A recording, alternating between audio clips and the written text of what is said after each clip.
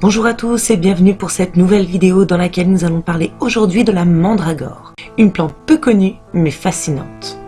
La mandragore. La mandragore, ou Mandragora officinarum, est une plante herbacée sans tige des pourtours de la Méditerranée. Elle a de grandes feuilles molles près du sol, un peu comme une laitue. Les fleurs d'automne sont mauves ou blanches et donnent naissance à des baies de couleur jaune ou rouge.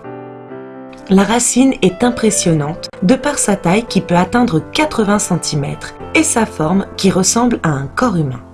Surtout connue pour être la plante des sorcières par excellence, on raconte que là où il y a de la mandragore, les démons ne peuvent y vivre. C'est pour cela que cette plante est parfois utilisée lors des exorcismes. Par ailleurs, on dit que la mandragore a le pouvoir de doubler la fortune lorsque l'on place une pièce d'argent à côté de celle-ci.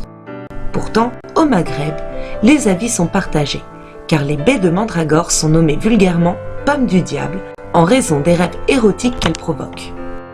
La scopolamine contenue dans la plante est un narcotique provoquant une phase de sommeil après une phase de surexcitation.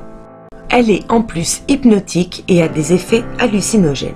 D'un point de vue médicinal, elle ne sera pas utilisée malgré ses propriétés sédatives, antispasmodiques et anti-inflammatoires. Le suc était extrait de la tige, des feuilles ou du fruit. Les racines étaient quant à elles débitées en rondelles et présentées sous forme d'alcoolate dans du vin ou du miel. Les fruits, eux, étaient consommés séchés. Mais attention, la mandragore est dangereuse.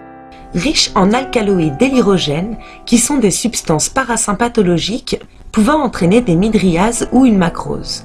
Il s'agit surtout d'atropine et d'iosamine. Toutes ces molécules peuvent être à l'origine d'une intoxication mortelle. En résumé, il est important de bien connaître les plantes avant toute utilisation, car le danger est bien présent, surtout lorsqu'on ne sait pas quelles sont les parties qui peuvent être consommées, ni quelle dose nous pouvons prendre. Voilà, j'espère que cette vidéo vous a plu. À bientôt!